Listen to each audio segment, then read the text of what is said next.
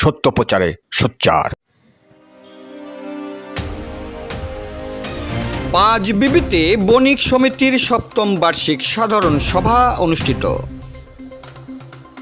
সততাই ব্যবসায়ীর মূলধন, আমরা সৎ থাকব, সোনার পাঁচবিবি গড়ব। এই স্লোগানকে সামনে রেখে জয়পুরহাটের পাঁচবিবি বণিক সমিতির সপ্তম বার্ষিক সাধারণ সভা 2026 অনুষ্ঠিত হয়েছে।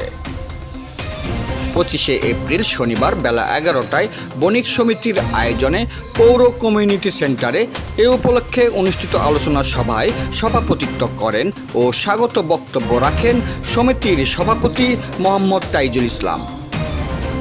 সমাজসেবা বিষয়ক সম্পাদক রাফিউল ইসলাম রুবেলের সঞ্চালনায় বাৎসরিক আয় ব্যয়ের হিসাব তুলে ধরে সম্ভাব্য বাজেট পেশ করেন সমিতির সাধারণ সম্পাদক জীবন কৃষ্ণ সরকার বাপ্পি। এতে প্রধান অতিথির বক্তব্য রাখেন জেলা চেম্বার অব কমার্সের ডাইরেক্টর মোহাম্মদ এস.এম. শামস মতিন।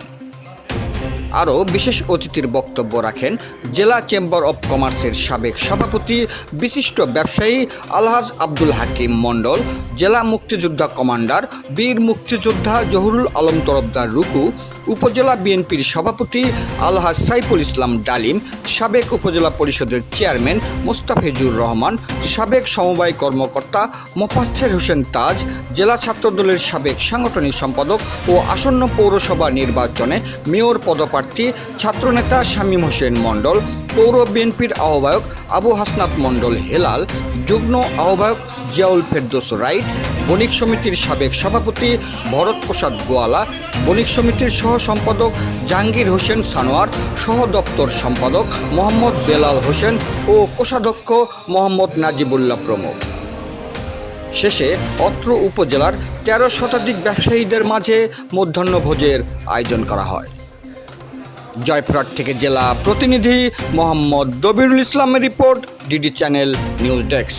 রাজনীতিবিদ ব্যবসা করতে পারবে না এটা আমার জানা নাই, কারণ আপনি বলেন একটা রাজনীতিবিদ যদি আপনি প্রশ্ন করেন ভাই আপনি রাজনীতি করেন, আপনার সোর্স অফ ইনকাম কি, আপনি কি উত্তর দিবেন? রাজনীতি করি, রাজনীতি আমার পেশা, এটা হতে পারে না। ব্যবসায়ীদের রাজনীতি সমিতি থাকতে পারবে না এই ধরনের একটা গ্রোথ যেটা আছে, এখানে যেহেতু নেক্সট সাধারণ সভার পরে এখানে নির্বাচন, যেহেতু সময় আছে এই 1 বছরের মধ্যে আলোচনা করে বিশিষ্ট ব্যবসায়ী ম্যানেজার যারা আছেন তাদের সমন্বয়ে আলোচনা করে সঠিক সিদ্ধান্তে উপনীত হওয়ার জন্য আমার পরামর্শ রাখি। যেটা বলছে রাজনৈতিক ব্যক্তি দাঁড়াতে পারবে না, তাহলে ব্যবসায় সে যদি হয় কেন দাঁড়াতে পারবে না? আপনার ইচ্ছা হলে আপনিও বড় পদস্থ রাজনীতিতে যান, এটা উন্মুক্ত করতে হবে। ব্যবসায় তার যদি ট্রেড লাইসেন্স থাকে, উনি যদি ব্যবসায়িক হয়, তাহলে আপনি যদি তাকে সদস্য নেন, তাকে জানার অধিকার দিতে হবে।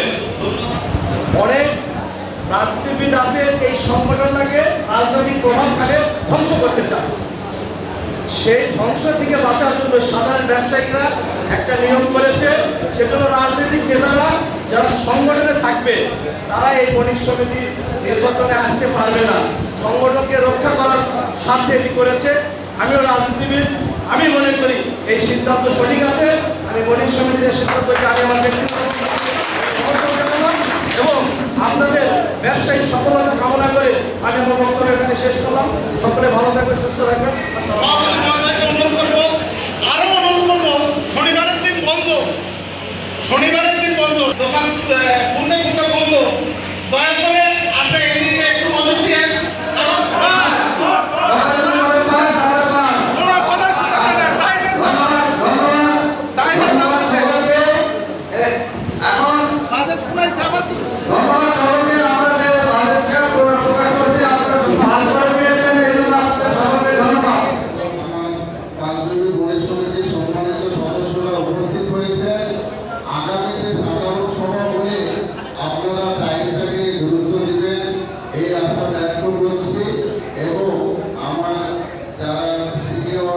ব্যবসায়ীরা আছেন, আসলে আমরা সাংগঠনিক লোক না, আমরা ব্যবসায়ী মানুষ, আমাদের সাংগঠনিক কোনো অভিজ্ঞতা নাই, যা